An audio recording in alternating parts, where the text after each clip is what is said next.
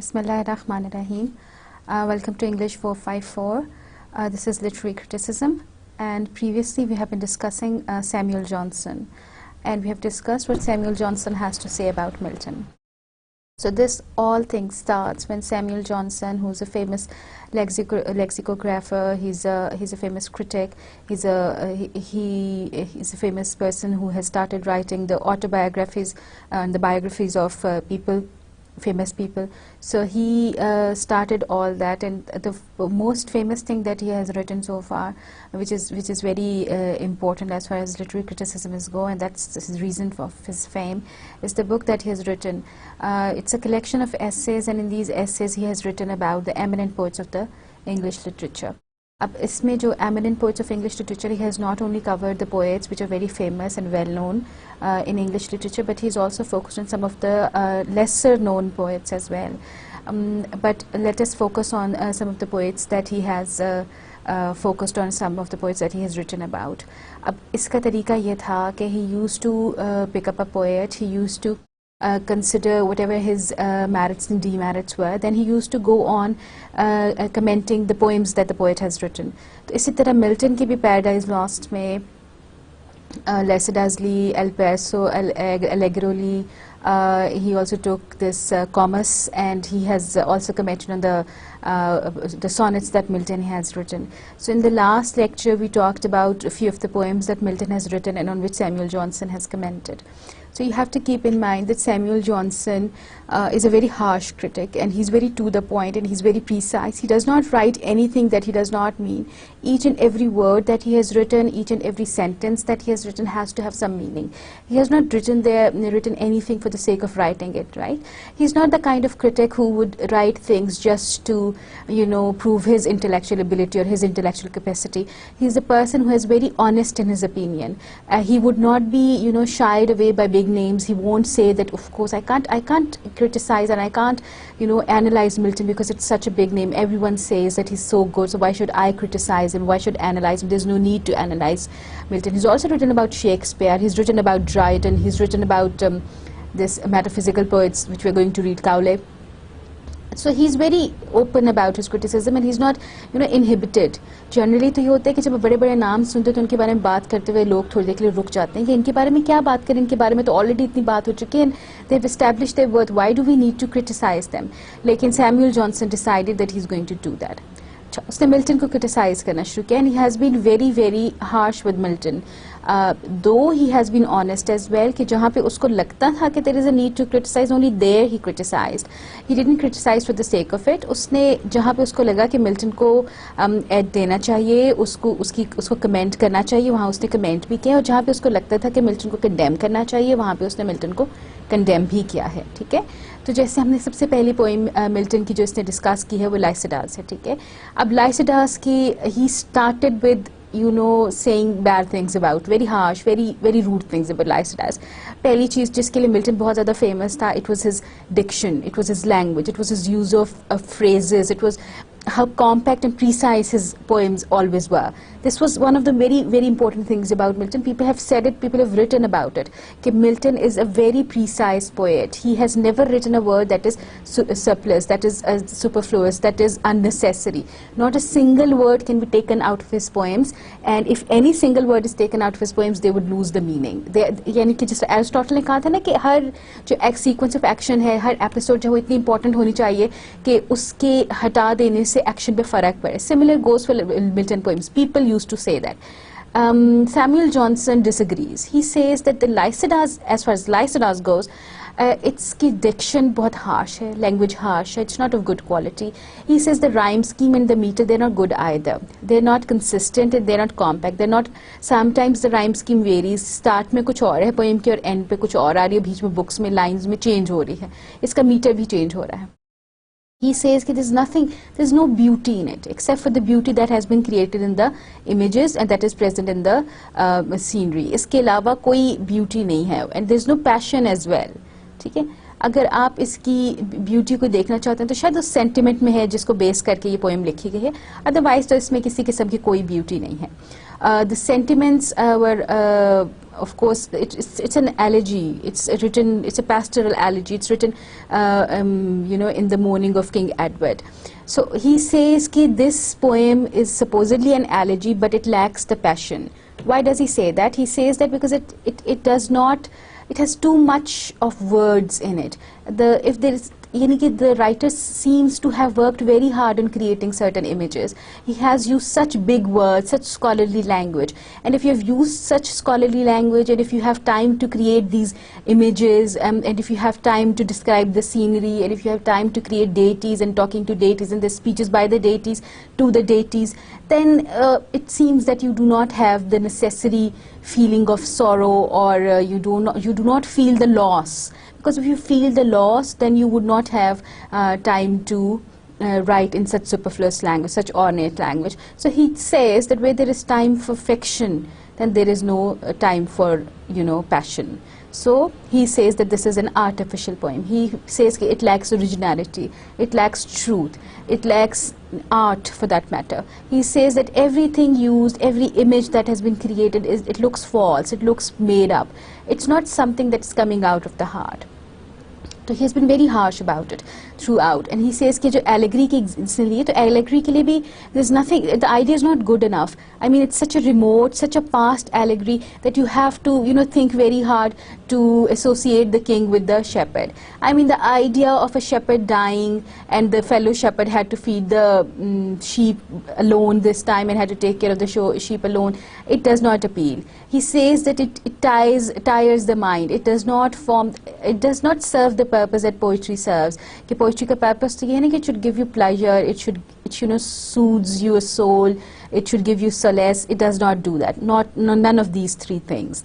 So he is completely against Lycidas, and he says that the poem has been, surrounded by Milton's repetition, because Milton's repetition is so strong, because he's so highly, ranked among poets, that we do not examine this poem very closely. People generally do not. They just know that this is written by Milton and they appreciate it. So he says that if you read this poem without knowing that Milton has written it, you would probably won't like it, because it's not a kind of poem which would, render you great pleasure. Next poem जो वो discuss करता है, that's El Paserazo and the Allegro. अच्छा जी, अब ये this is about two different kinds of people. There's one person who's very cheerful, the other person is very pensive. ठीक है, अब this is a very good poem as far as the message is concerned, and he says that the two kind of people here, they're very different people, and they would perceive the world differently. ठीक है, वही चीज़ होगी, वही world है, वही sky है, वही ज़मीन है, वही आसमान है, दरख्त भी वही हैं, गाँव भी वही है. The entire scenery is the same, but the two people, they're going to look at it differently.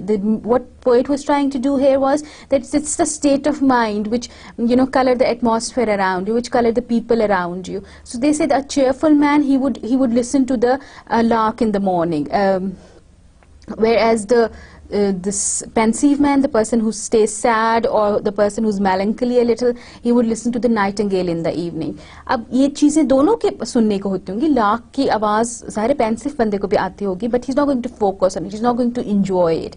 The beginning of a new day would be more enjoyed by the cheerful man, whereas the ending of a day and the beginning of the night would be enjoyed by the pensive man. The cheerful man would look at the day, he would go about his business, he would enjoy everything that he sees. He would enjoy the morning, the sunrise, he would enjoy the walk in the woods, he would enjoy the ploughman plowing the fields, he would enjoy the milkmaid singing, he would enjoy each and everything that happens to him during the course of the day. He would be cheerful about it.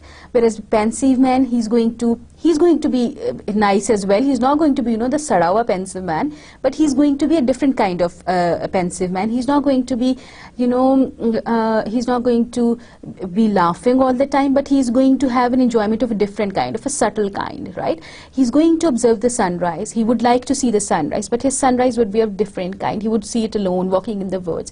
He would like to walk in the woods where there are not many people around, on the paths that have not been trodden previously. He would like to sit sit under a tree and read some poetry. He would like to look at the stars and think of the departed souls. He would, if there is raining outside, he would sit inside the house near the fire. The fire wouldn't be that blazing, cheerful kind of fire. It would be those dying embers, bujhe hue koile, angare. There would be a little light in the room, and he would enjoy that entire scenery that has been created there. So this kind of, these two different kind of people, even if they are moved to different places, like if he has been moved to the city, the cheerful man, he would find things to do there as well.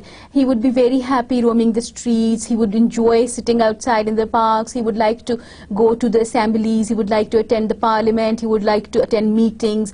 He would go to see people speaking in the Hyde Park. He would also love to attend the theatre. With a pensive man, he would find things that suit his mood there as well. What he's going to do, he's going to go there, he's going to walk in the cathedrals, he's going to observe the cemetery, he's going to go to churches. He's going to find things that would suit his mind. So what he says here is that these two things, they are not, things that can be communicated, and these are not the things that can be, they lie in the heart. They are not, taken from someone or given to someone. Okay? A cheerful person is cheerful by nature, and a pensive person is pensive by nature. There's no other person involved here. आपको किसी philosophical friend की या किसी cheerful lover की बात नहीं सुनेगी, बल्कि they are like that. It's not because of someone present in their life that they are going to be like this. They do not need any extra outside source to create this state of mind that they are in. He is going to be pensive. He's not pensive because of some tragedy that befell him. And the other person is happy, he's cheerful. He's not cheerful because, something good happens to him, or he's drinking constantly and that drinking is making him happy. No, it's not the reason. So they're just happy like this. So, jo cheerful aadmi hai, he's going to stay cheerful, but his cheerfulness is a little contained. It's not going to be, that hilarious kind of cheerfulness where you laugh at the serious matter as well. And this pensive man, the serious man, would be serious all the time, but his seriousness would be without the anger in it. It won't be, bitter. It would be just pensive. So a cheerful man would be, it would grow old. He would like to be cheerful. It's not necessary that by the time he reaches old he would stay cheerful. His nature might change. But the pensive man, he would stay the same, because this was generally old age where you just get sobered up and all that. So a pensive man would, would command the respect of his fellow men. So he says that the poem is very good, and the images created are very beautiful. But he believes that the language that has been used to, depict the two emotions is not good enough. It's not, the terms used for a pensive person, the term used for cheerful person, they should be somewhat different. They should show the mood. So here it does not show the mood. So then the next poem that he discussed by Milton is Comus, The Mask. It's sort of a drama, and he says that it's one of the most juvenile efforts done by Milton. He does not like it at all. The story of Comus is very ridiculous for that matter. It's about a girl who's, traveling through the forest with her two brothers, and the two brothers, they go out in search of berries, and they walk away so far from the sister that they forgot to come back, or they forgot the way. And the sister is staying there, so she's attacked by different evil forces and, evil spirits, and she has to protect herself and protect her virtue as well. So this is done by different, with the aid of different spirits and all that. So Milton does not like it very much. He says that the plot is a little improbable as well. Improbability, according to Aristotle, is not a bad thing. You can have improbable plot, but the improbable plot has to be convincing. The supernatural element ko to aap convincing kar sakte hain, because of course it's supernatural, so it can be improbable. But the human element involved in it is also very improbable. You can't leave your sister, at one place and never come back, and then you're not even looking for her. You're not even. It does not show in the poem that they're searching very actively for their sister, or they're worried about her or something. So they just go on and on and on. It goes on like this. So the worst thing about the poem, according to Samuel Johnson, is that the intense moralizing. It's a little too moralizing. He's too instructive. Har cheez mein there is an instruction. He's constantly moralizing. Jo badi speeches hain, soliloquies hain, they're all about moralizing. There's a big speech by the spirit, and it's very tedious, and it's very, very instructive. The language is too ornate, too harsh, and it looks like as if you've come to a lecture and not a sermon. There's songs as well, but the songs are the only good thing about the songs, according to Samuel Johnson, is that the singer's voice is good. If the singer's voice is good, you're going to enjoy the songs. Otherwise, there's nothing good in the songs. The wording or the place where they're placed, they're not good. The timing is not good as well. The rhyme scheme is not good. It's not consistent whatsoever. And he also says that the soliloquies, they are very tedious.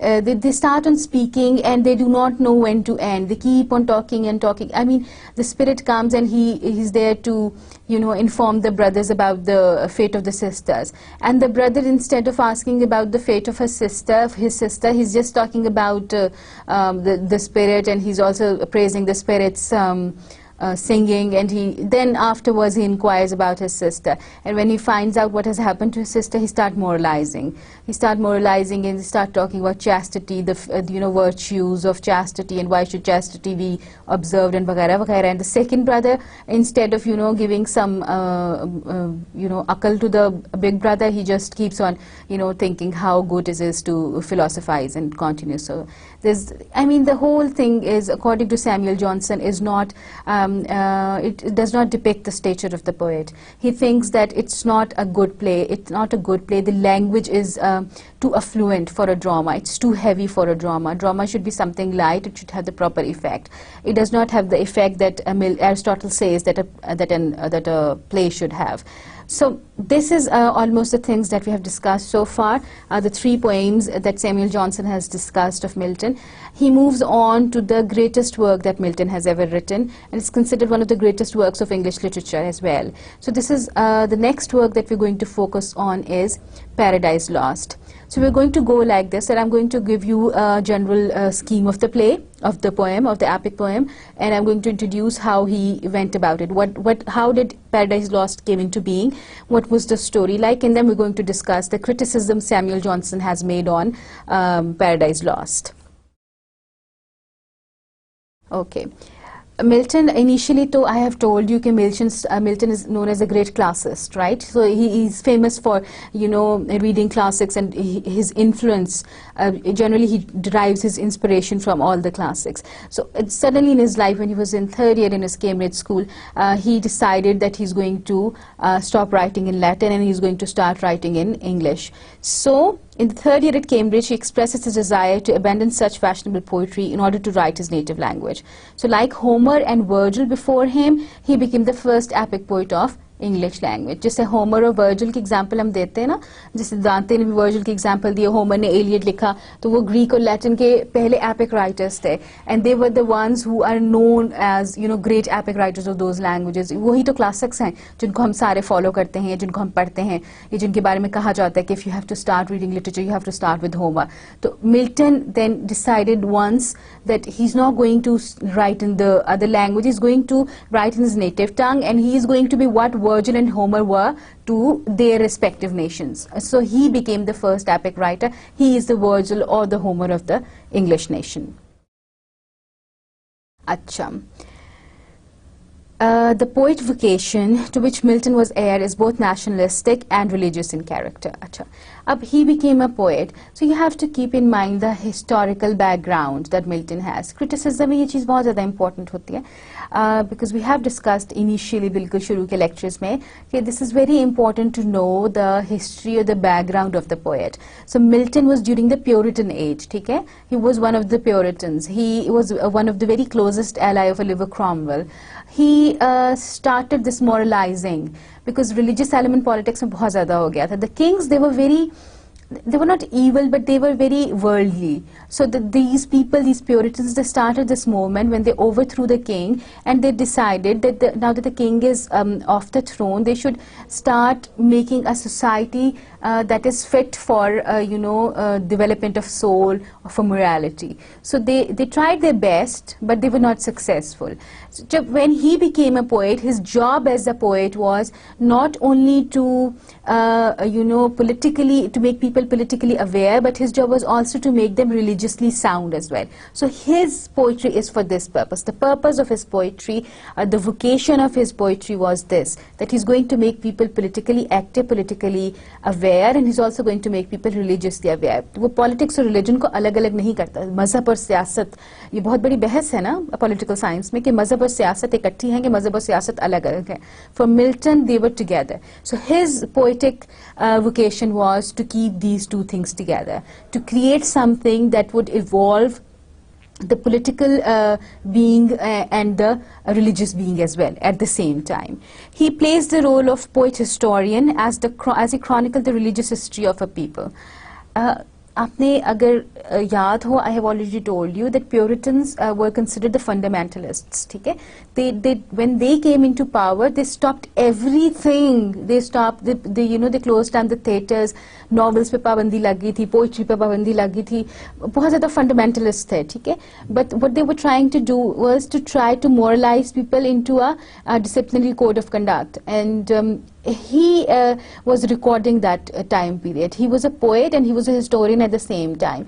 Why? Because when you consider Paradise Lost even, then you find out that he's talking about the history of mankind, the beginning of mankind, how did it came into being, the history of the creation of the world. So he's a poet and he's the historian, and he's going to record the religious history of a people. When I say a people, I mean this nation. So he's going to consider, he's going to incorporate the history of his people in his poetry. Because when he says that there's a sense of religion, there's a sense of patriotism in Milton poetry. How? Because when you observe him, you see that he is not only vindicating the ways of God to men, but he's also trying to, it's not only in the sense of the fall of Adam or the fall of Satan, but it's also in the sense of what was happening during his time period in England. So on the one hand, he felt he could best serve God by following his vocation as a poet. Okay? Why? Because he thinks that he could use some certain religious elements, he could incorporate certain religious elements into his poems, and of course he has a say, so people listen to him, so he'll be able to, carry the message to people. His poetry would, on the other hand, serve England by putting before it noble and religious ideas in the highest poetic form. So he wanted his poetry to be, because he could not, separate religion and politics, so he says that if I'm going to propagate religious element through my poetry, they're going to help my country politically as well. I can make this nation into a nation. ठीक है? वो एक कौम बनाना चाहता था उनको, who have similar interest. जो Puritan age है, इसकी सबसे ज़्यादा बड़ी बात जो थी वो instability थी, because people were divided. At once they were against the king, and when the king was banished and thrown away, he was exiled, and the Puritans came, the people were against them as well. People didn't know what to think. So Milton was trying to create an atmosphere in which people would think in favor of the nation they were.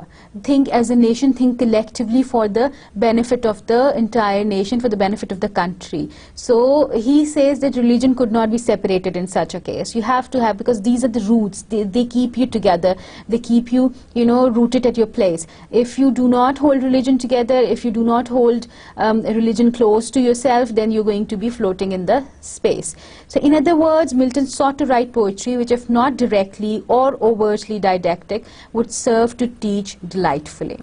So he is a very cute person for that matter. He believes in teaching. He believes in art being instructive. ठीक है? जैसे Plato था, जैसे Plato कहता है कि art should be delightful, but it should be instructive as well.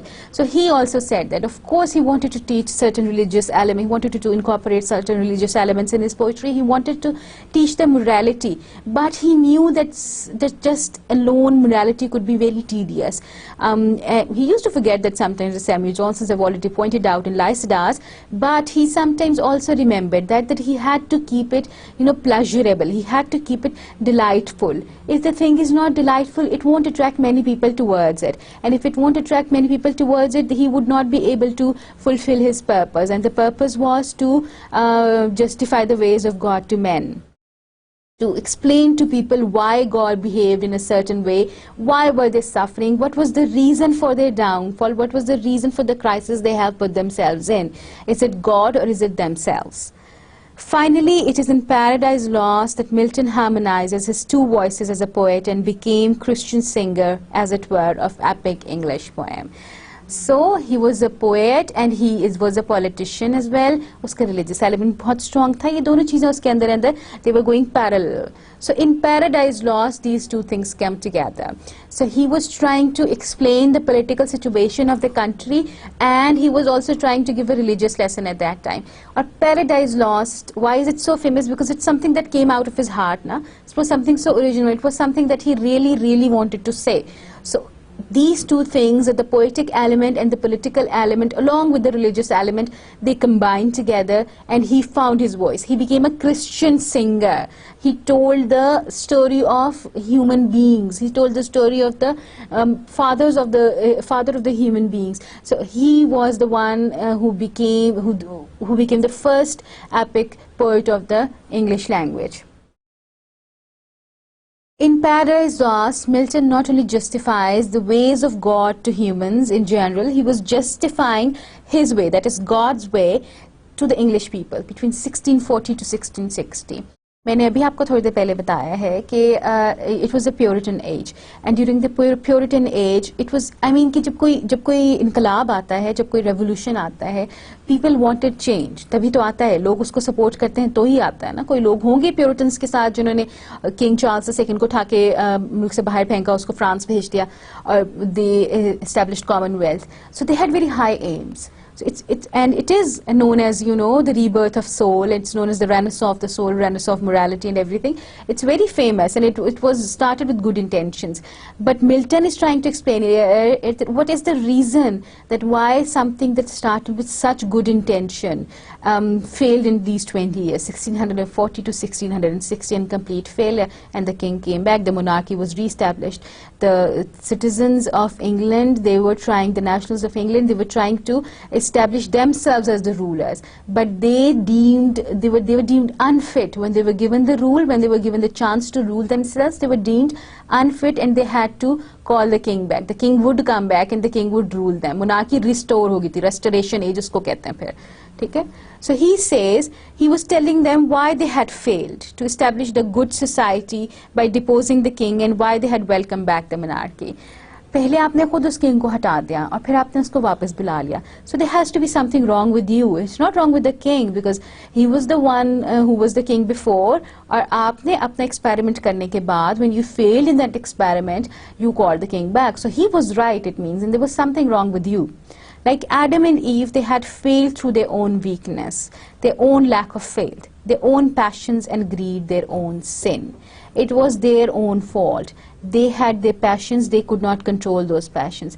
They had a greed which overcome them. They had sins which they could not stop doing. They had no faith. There was a complete lack of faith. And because of all these things, these people, they were unable to continue, ruling the country on their own. They had to call the king back, and who would reestablish the monarchy. It was just like Adam and Eve ki story. That is why he's telling you the story. He wants to tell you that Adam and Eve were not the only two human beings who were, who gave in to their own weaknesses. You are the same, and you should identify with them, because this is what they did and this is what you are doing right now.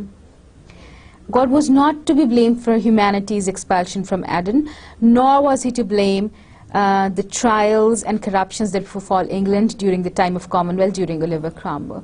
It was man's own fault. It was always man's own fault.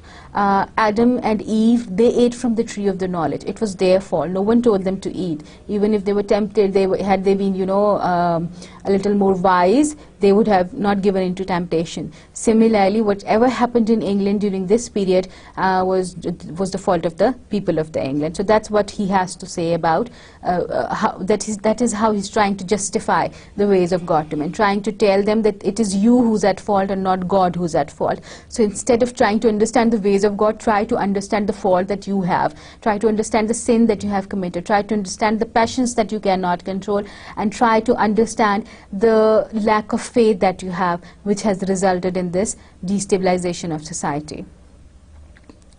Paradise Lost was more than a work of art. Okay? Indeed, it was a moral and political treatise, a poetic explanation of the course of the English history had taken. So you have to keep that in mind, that the history of England at that time plays a very important role in the writing of Paradise Lost. It's not just a story taken out of Bible and written in the form of an epic. There has to be a reason for it. ठीक है, inspiration तो शुरू से इसके पास होगी, ये inspiration तो हम सब के पास है, ये स्टोरी आदम और हवा की हम सब ने सुनी हुई है. How did it become so great? How did it blew out of proportions? Why is it so famous now? Why was he able to create such characters which are so true to our heart, and why are we attracted to them? Why do we identify with them? And the reason is that there is a historical background. He was going through the times, and he was going through such times where he identified what the fault was and who was committing the fault, and then he could relate that fault the people of England were making at that time to the fault that Adam and Eve made at the beginning of time. So when he related it, he was undergoing the state, he was undergoing the experience, and the best poetry, the best art is only created when you undergo the certain experience, which is, and then you're the best person to explain what happens during that phase. That is why such epic was created of such splendor. So Milton, he began Paradise Lost in 1658 and finished it in 1667. Almost 10 years he took. And he was blind during much of it. He got blind because in the old days, you know, when people had these cataracts, there was no ilaj, there was no laser shazer at that time. People could not go into the hospital and come back, you know, seeing all fit 6 by 6. But in those days, when you have cataracts, that is ye kala motiya, safed motiya type cheezein, it was, you know, your blindness was, your sight was gone for good. Milton claimed to have dreamed much of Paradise Lost through the nighttime agency of angelic muses. Most of the writers have said that inspiration do come to them through some, you know, external source. So he believes that he dreamt it during the night. He says that there were certain muses, certain angels who would come to him during the dream and tell him the story of Adam and Eve, tell him to, you know, ठीक है, आदम और हवा की story हम सबको पता है, लेकिन you know the details that he has given, such fine details, such description of the characters, such description of hell, and such description of the paradise and the chaos and the sin and the death and the Satan and the friends of Satan, who all the rebel angels, and such description of the heaven and the earth when it was inhabited by Adam and Eve, and how they used to work together and the love for each other, everything. The depictions are so accurate and so beautiful that we tend to believe that he's saying it, that it is truth. He must have seen it, because only when you've seen something you can describe something so accurately. अब ये ज़रूरी नहीं है कि वो असल में उसको कोई angels ने आके दिखाया होगा, बल्कि ये हो सकता है कि he was so inspired by the dreams that he had that he wrote a poem. अच्छा, और उसकी बेटियां, they used to say that their father was like a cow ready to be milked.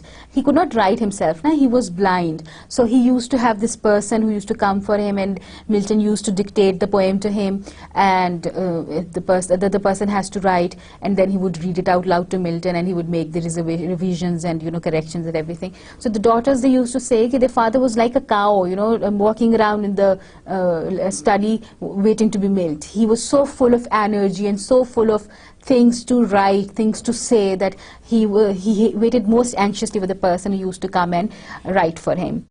Okay. Besides lending itself to mythologization, his blindness account for at least one trouble aspect of the poem, its occasional inconsistencies of plot. Okay, you have to keep that in mind, that Milton was blind. So when he was blind, he could not read it himself. So होता ये था कि वो लिख तो रहा नहीं था, उसको जो पढ़ के सुनाते थे, sometimes he forgot where he was and what he was writing, and the next time he had to dictate something, he would you know, start from somewhere else. So there's certain inconsistencies in plots, which is of course not very important, but that's the explanation. और उसकी blindness की वजह से the poem became such mythological thing. A blind poet writing a great poem about the fall of man, and, you know, the supreme beings, the evil angels and the good angels. It looks very, very stuff that myths are made of. Achha, because he could not read the poem himself, he had to remember what he had written the last time or what he had dictated the last time. So he sometimes made faults, and sometimes there were inconsistencies because of this reason. Okay? अच्छा, Milton's speaker, narrator जो उसमें है, जो Milton खुद ही है, he starts Paradise Lost by saying that his subject will be Adam and Eve's disobedience and fall from grace. ठीक है? The first disobedience. He invokes heavenly muse and asks him to help in relating his ambitious story and God's plan for mankind. ये पुराने ज़माने का fashion था, अभी modern poets नहीं ये करते. पुराने ज़माने के पोइट्स ये ज़रूर करते थे कि they use to invoke the muses. Muses होती जो इंस्पिरेशन के लिए होती, muse of art, muse of music है, इन सारी चीज़ों की म्यूजेस हैं, स्पिरिट्स होते हैं, ठीक है. He invoked him, he says that I have undertaken such a big task, I have to vindicate the ways of God to man, I have to talk about the first disobedience, and I'm going to talk about why, because I want to vindicate the ways of God to man.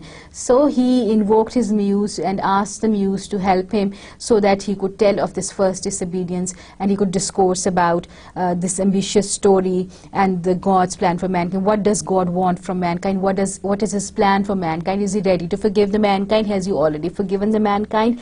How did he forgive it the first time? What happened? What was his plan? Why did he create him? Why did he not forgive Satan? What was the reason for it?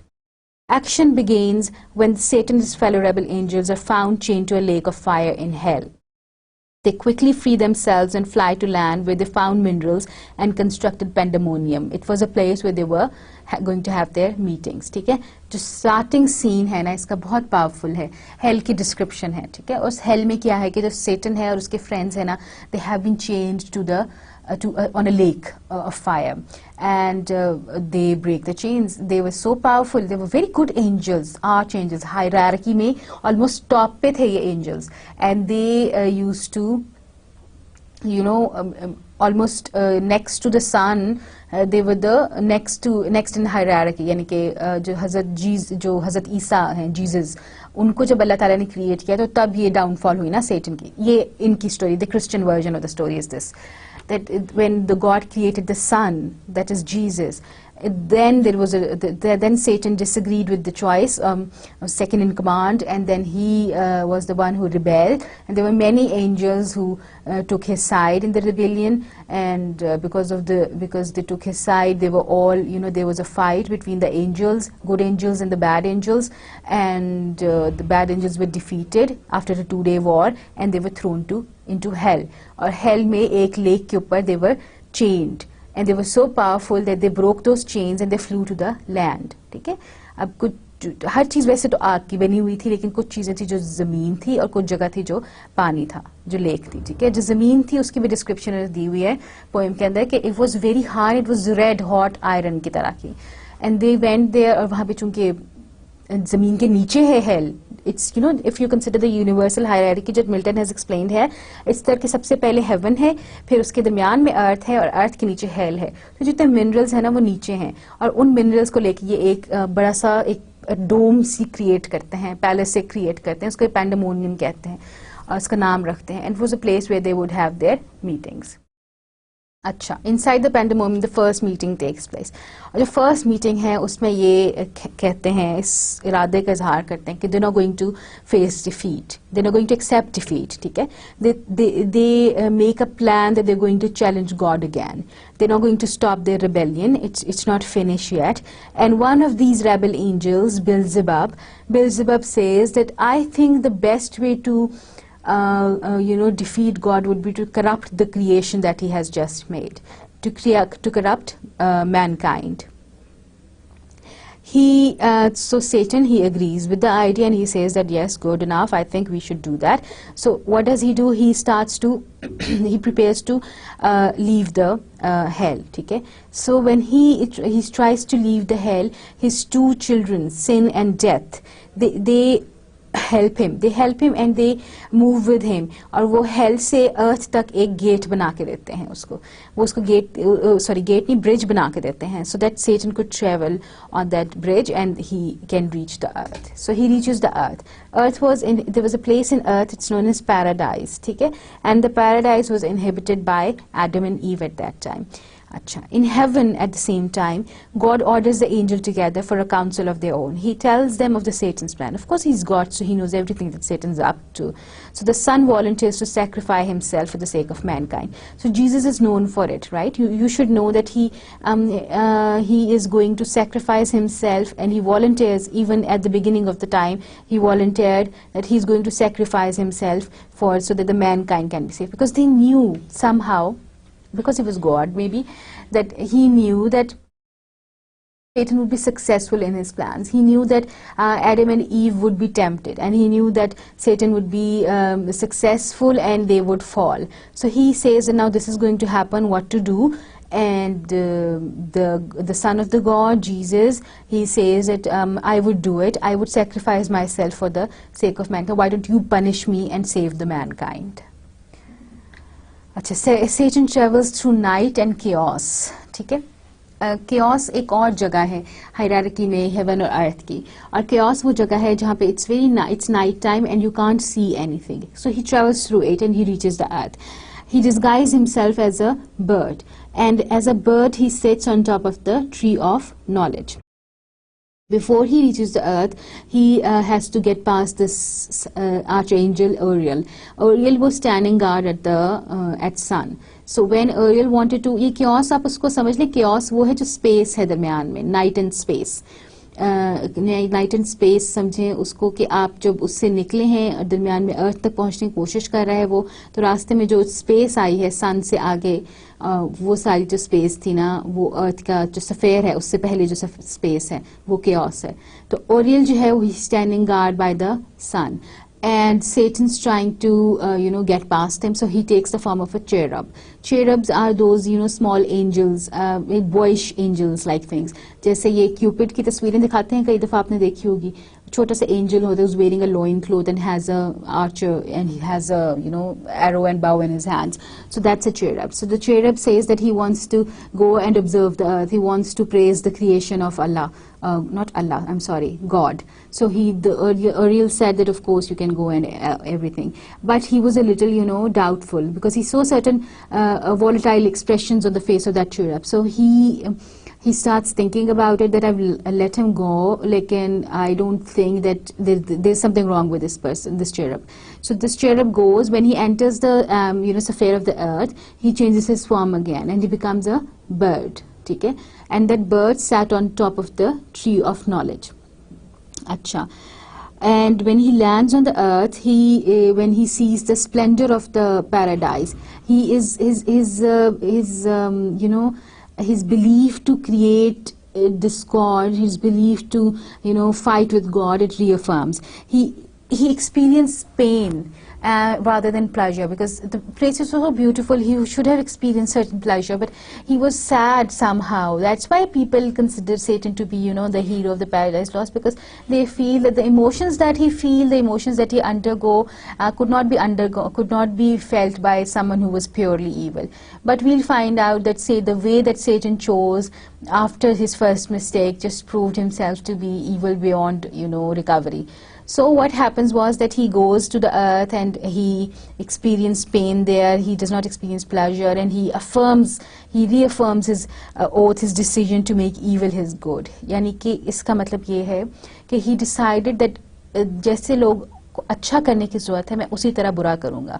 जिस तरह यानी कि होता है ना, जब आप कहते हैं कि अच्छा काम करना चाहिए, that's inevitable, that you have to do something good. I would do evil just like that. And he continues to commit crime against God. That he decided that day that he has punished me, he has taken this paradise away from me, he has not given me what was my due right, so I'm going to fight against him. And I'm going to fight against him how? By committing crime against him and by making evil my good. So he leaps over the wall and takes the form of the word and perches himself on top of a tree of life, a tree of knowledge. अच्छा, Uriel, मैंने आपको बताया था, he had doubts about the expression, the volatile expression he saw on the cherub's face. So he alarms other angels, and they said and told them that there's an impostor in the garden of paradise. So they all started looking for him. अच्छा, उस दरख्त के नीचे ना Adam and Eve, they tend to सारा दिन वो काम करते हैं, they tend to the garden and they toil and they work hard, they obey God, and they're not eating from the tree of the knowledge, because God has forbidden them to eat from the tree of the knowledge. After a long day of work, they come back and they rest under the tree. When Satan take form of a toad, and he went near the Eve, और Eve के कानों में ना उसने कहना शुरू किया कि ना you should eat this something from this the fruit from the tree of knowledge. Achha. While he was doing this, Gabriel came. He's an archangel and he's very powerful. So Gabriel comes and he recognizes Satan. So Satan, he told Satan to leave, but Satan then decides to fight. He gets ready to fight Gabriel, and suddenly there is a sign that appears in the sky, sign of the scales, tarazu. Okay? And the sign, suddenly Satan sees the sign and he runs away, he flees. जब वो शैतान वहाँ से भाग जाता है, and he went to the hell. So Gabriel comes back and he reports the entire story to the God, and the God sent Raphael. Raphael is another archangel, and he comes to Adam and Eve and he warns them. He tells them that Satan is about to tempt them to eat from the tree of knowledge. He also tells them to be careful and be more obedient to God and everything. He tells them they sit together and they eat a meal together. So Adam asked for the story of creation. Now you'll see that Adam has this unquenchable quest for knowledge. He is constantly asking Raphael questions. He asked about the creation of heaven and the earth. He asked about the planetary movement. Raphael ने उसको story सुनाता है उसको कि दुनिया इस तरह create हुई थी, कि सबसे पहले शैतान जो था उसने disobedience की. Because of that disobedience he raised arms against God. The archangels, they fought him. They fought for 2 days, and as a result of that fight they were thrown into hell. And so he warns Adam that you have this unquenchable thirst for knowledge, and this is not good for you. You should only know things or think about things that have already been told to you. Things that are important for you would be told to you. You do not have to think of everything. You do not have to learn everything, because some things are beyond your capacity of understanding. So Adam tells Raphael that that he remembers when he was created. He remembers his earliest memories. He remembers how God spoke to him when he opened his eyes. He remembered what he told him, and then he also told him that he has this intense physical attraction for Eve. Now Raphael, he tells Adam that you should stay away from Eve, and he tells him that their love should stay pure. There has to be no physical element involved. Okay? Satan is not defeated. He's not defeated. He's not at all defeated. He has run away, but he has decided that he's going to come back and continue to do what is his aim. And his aim was to commit crime against God. And the first crime that he wants to commit against God was to tempt Adam and Eve into disobedience. So 8 days later he returned, and this time he took the form of a serpent. Okay? अब इस तरह था कि Adam and Eve, for the first time, Adam and Eve, they were working alone. Eve has asked Adam that they should work alone, so when they will work alone, they'll get more work done.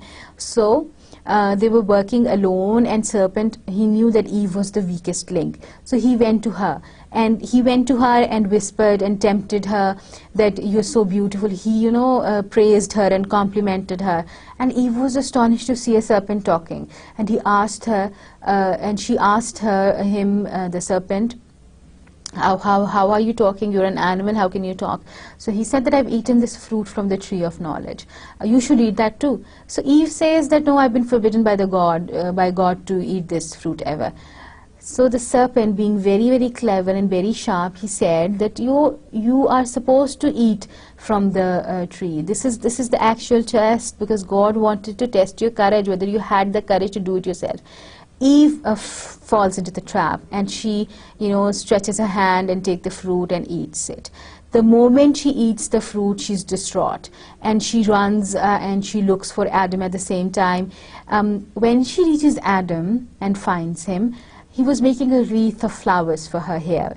And he looked at her and he smiled, and he wanted to give that to Eve, but suddenly he realized that she has eaten the fruit, and the wreath, it falls from his hand. And Adam, then he's distraught as well. He's confused. He does not know what to do. He has this very strong feeling for Eve. He does not want her to be alone. So he said that instead of losing her altogether, he would fall with her. So he ate the fruit too. So when both of them ate the fruit, they both, looked at each other in a different way, and they turned to lust. So when they disobeyed God, so they had to face some sort of punishment. They were immediately, sorry that they did it. So God immediately learns of their disobedience, and he sends the sin. son to punish them, but with justice and mercy. So this is the important part, that God decided that He's going to punish them with justice and mercy. They would not be punished, harshly. So सबसे पहले तो serpent को punish किया जाता है. Serpent की punishment ये थी कि he was to cry, he was to have no legs for eternity. ठीक है, and he would crawl on his belly for eternity. Adam's punishment was that he would be banished from the paradise. He would have to work for his food, and he would have to hunt, and he would have to gather things. उसकी problems खुद ब खुद solve नहीं हो जाएंगी. He would have to work very hard for a living from now on. Eve की punishment ये थी कि she would have extreme pain while she would give birth, and she would always be subservient to men throughout the course of time. ठीक है? Satan, he thought that he has succeeded, so he went back to the hell, and there were great celebrations in hell. They were very happy that they have succeeded in making the God's creation corrupt, and making them disobey God. So they were celebrating, and they thought that they have defeated God.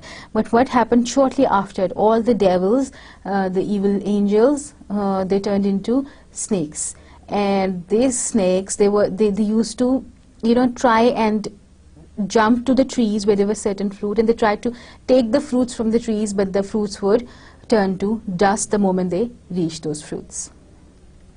So Adam and Eve, then they repent, because this is the most important part. At first they blamed each other. So they fought, they blamed each other, they degraded each other, and Adam said that it was all her fault that they have reached this stage and they have fallen. So he said that he wanted to leave her and he wanted to go away from her. But Eve, who could not could not bear the thought of him leaving her, so she said that she's going to take her life. So Adam was much moved by her speech, and he decided that he's not going to let her do that, and he forbids her from doing that. So they decided the best way was to ask for mercy from the God. So the best way to enact a revenge from Satan, the best way to defeat him would be to ask mercy from God, to ask forgiveness. So they do that. So they repent and they ask for mercy. They prayed for the mercy. They prayed for being forgiven, and they were forgiven. God heard their prayer and they were forgiven, but they must leave the paradise now. It was their punishment. You know what happened as a result of this thing that they had done, that they were allowed to continue living. They were in God's favor, but they were not allowed to live in the paradise again, because the paradise was without any kind of worry. There was no death there. But now the punishment was, even after the repentance, even after they were forgiven, their repentance was that they were to be, they were going to face suffering in the world. They're going to have this dilemma of choosing between good and evil, and they would suffer death as well. So throughout the mankind, this would be the fate of the mankind. Adam is given a glimpse of what follows, because this archangel Michael, he comes and he takes Adam to the top of a hill where Eve sleeps. So Adam views the mankind. He views every prophet that comes after him. He views what people were up to. He saw their greed. He saw their sins. He saw the bad things these people were doing, how they were disobeying God. But he also saw a few people who were good, who were repenting, and who were mending their ways, who were trying to do good, and they were getting successful in the end. So this was how, and the first time he saw death, he was shocked, and he begged and begged God to take this suffering away from him. But this archangel Michael, he told him that it's inevitable, this cannot be avoided anymore. Death was their destiny, and they would return to God after the soul leaves the body. So they leave the paradise, and they leave the paradise. Eve, at the same time, while Adam was viewing this future of the mankind, Eve was asleep, and when she woke up, she told Adam that she had a beautiful dream. So there's certain themes and motives and symbols which are very important in this poem. सबसे पहले importance of obedience to God है. Why is it important to obey God? Because it's not the obedience that's more important, it's the path that you take after the disobedience. Now you should obey God, okay, but if you haven't, if you have committed a mistake, you've disobeyed God, so what should be the path that should be taken? It appears in this poem at least that there are two paths that can be taken. One is that is taken by Adam and Eve, and the other is that's taken by Satan. Satan se galti hui, he continued with the faults. He did not, stop and repent and try to mend his ways, but he kept on falling in this pit of disobedience. However, Adam and Eve, they repented, they realized that they have made a mistake, and they asked for mercy and compassion. So this mercy and compassion, this is what is going to save mankind in the end. This mercy and compassion, this hope to be forgiven is going to what going to save mankind in the end. अच्छा, there's a hierarchical nature of universe in it. Hierarchy हर चीज़ में है. Hierarchy उसकी geography में भी है. Hierarchy, there's God, there's after God there's Son, after the Son there's the archangels, and then the other angels. लड़ाई ही सारी इस hierarchy पे हुई है. It was the cause of dispute. It was the bone of contention basically. इस hierarchy के पीछे तो लड़ाई हुई कि जब Son को second in command बना दिया गया, तो Satan said that I have served you so well with so much obedience, with so much dedication.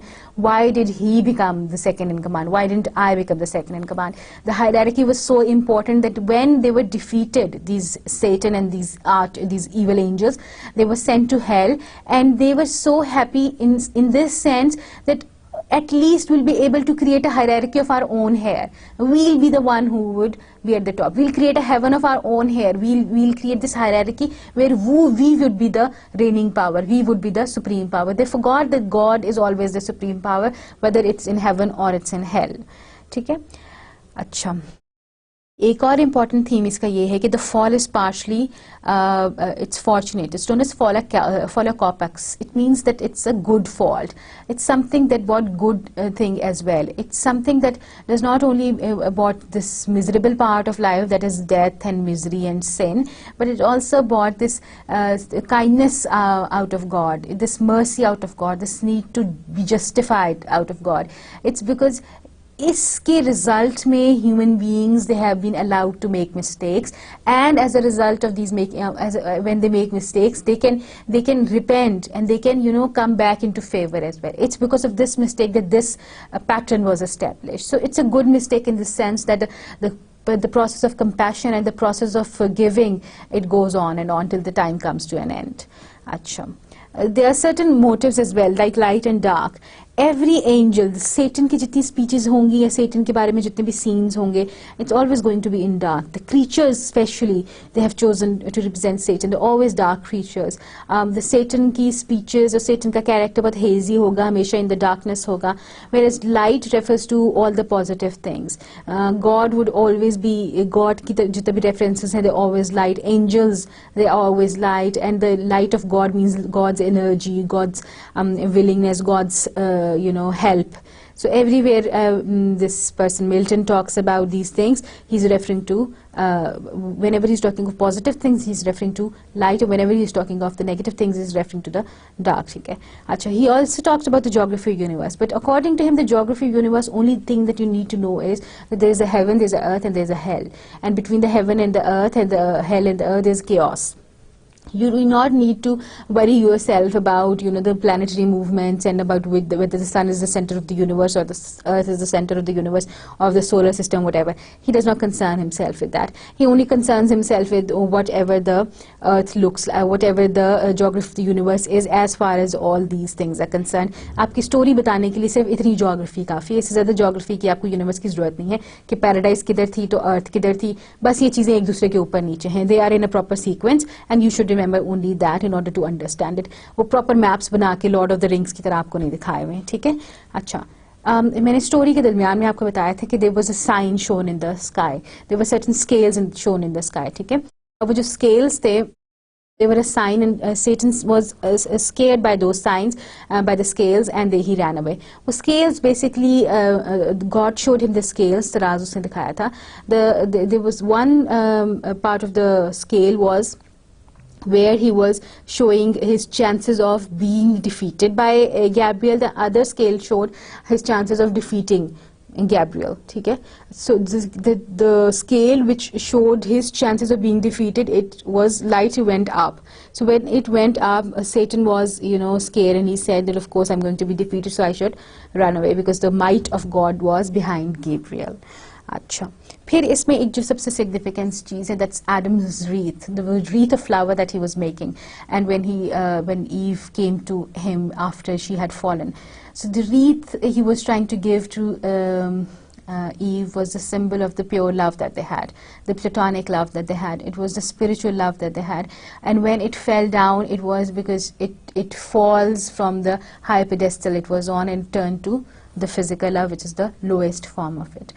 So this is about all. I'm just going to give you a summary of the things we have done so far. Paradise Lost basically was about, you can't say it a religious poem, but it's a poetical poem as well. You have to keep that in mind, that there are two streams going in it, side by side. And in Milton especially, he was a religious poet, but he was a political poet as well. But in Paradise Lost, these two streams, they come together, and he forms an epic. And the epic is of a grand nature. The epics are always of grand nature, but it is considered one of the first epics of English language. He's considered as the Virgil and the Homer of English language. So इसने Paradise Lost क्यों लिखी? Because he wanted to vindicate the ways of God to men. He wanted to justify the ways of God to men. He wanted to make the people of England understand what has happened to them and why it has happened to them, and how it is their fault that this instability is there, is the course of action nowadays, and how this instability has become their fate. He continues, he starts his poem by invoking the muses, and he's going to tell you that, he tells you, the narrator in the beginning tells you that he's going to try and explain the ways of God to man, and he's going to talk about the first disobedience. The topic of disobedience or obedience is very important here, because, you know, he's trying to tell you how, after you have disobeyed God, what should be the course that should be taken, what should be the path that should be taken. One path was the one that Satan took, and the other path was the one that Adam and Eve took. And the story starts, and the story opens on this lake in hell, and the Satan and the other rebel angels, they were chained there, and they escaped the lake, and they decided they're going to corrupt the creation of God. And for this purpose, they tried to reach the earth where Adam and Eve were residing at that time. Satan made the first attempt, and as a result of the first attempt, he tried to tempt Eve, but he was not successful, so he escaped. He tried another time, and when he tried the second time, he was successful in tempting Eve into eating this fruit from the tree of knowledge. And as soon as she ate, she was fallen from the grace, because she has disobeyed God. And she ran to find Adam, and Adam, you know, and not to let her be alone in the misery, ate the fruit as well. And they both fell, and they both, at first they were, you know, turned against each other. They used to blame each other and fight with each other all the time. But then they decided that the best way to have this revenge on Satan would be to ask forgiveness from God, and to repent and ask for compassion and mercy. So they were forgiven, and when they were forgiven, God sent this angel Michael to them, and Michael showed them what was going to be the future of mankind. So Satan at the same time was trying to celebrate and was trying to be happy in the hell, but he was punished there as well. All of them were turned into snakes, and they could not eat or drink anything for the times to come. It was their punishment. So the story goes on, and Adam and Eve, they were punished in this sense that they were told that the mankind is going to now suffer from death, and they're going to have sufferings. They have to toil now. पहले तो वो मेहनत करते थे, पर उस मेहनत की उनको तकलीफ नहीं होती थी. But now they're going to suffer, and now they're going to toil. उनकी diligence जो है ना, it's going to be toil now. So they were banished from the paradise. They were sent to the earth, and they used to work where they prospered, and generations came and generations went. Men continued to sin, men continued to fall from the grace, and they continued to disobey God. But the best thing that came out of this fall was that they could fall from the grace, but they could get back into the grace as well, get back into the favor as well, by asking for forgiveness and by asking for mercy. With this comes the end of Paradise Lost. So tomorrow, in the next lecture, we are going to discuss how Samuel Johnson is going to discuss Paradise Lost. What are the important things, according to him, that are worth appreciating, and what are the few faults that he thinks Milton's Paradise Lost has. Thank you.